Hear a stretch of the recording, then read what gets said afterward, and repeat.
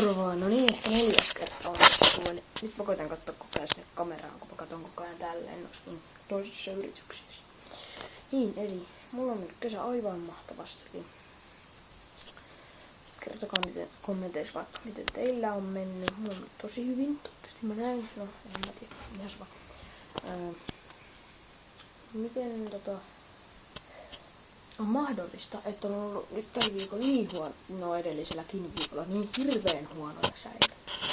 Nyt on kyllä yllättävän hyvä ilta alkaa olla ja tänään on maanantai, kun mä kuvaan. Eräs tyyppi Steamissa pyysi minua tekemään blogin, en olisi tehnyt. Hän ei olisi pyytänyt. No niin. Eli kesä on mulla mennyt aivan loistavasti, toivottavasti teilläkin. Noissa sää mua on harvittanut, se on ainoa. Ja sitten mä oon uinut aika paljon. Nyt kun on ollut huonot säät, niin mä oon pelannutkin myös aika paljon. Eli niin, ja mä oon syönyt hyvää ruokaa, jos on vielä mainittu. Mitäs tossa tuu puheena? Niin, me oltiin uimassa. Ja siellä oli tosi kirkasta vettä. Ja siinä olisi nähnyt, jos siellä olisi ollut se iso kivi. Siellä ei ollut, siellä ei ollut yhtään. Se olisi pehmeätä jakkaa.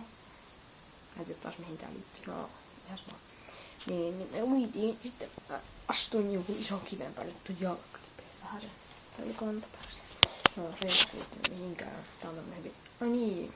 Joo, vois sanoa se vielä tähän loppuun. Eli pelivideoita alkaa kesän jälkeen, jos mä ostan Frapsin. Toivotaan, mä teen varmaan sitten, että tää on niinku blogikanava käytännössä. Ja se olisi varmaan pelivideokanava. Tää oli tämmönen nopea pikku blogi. Kertokaa siis siellä kommenteissa sitten. Mä nyt tiedän toista nyt siellä koko ajan. Kertokaa miten teillä on kesä mennyt siellä kommenteissa. Jaksaa kiittää ja kuittaa. Moro.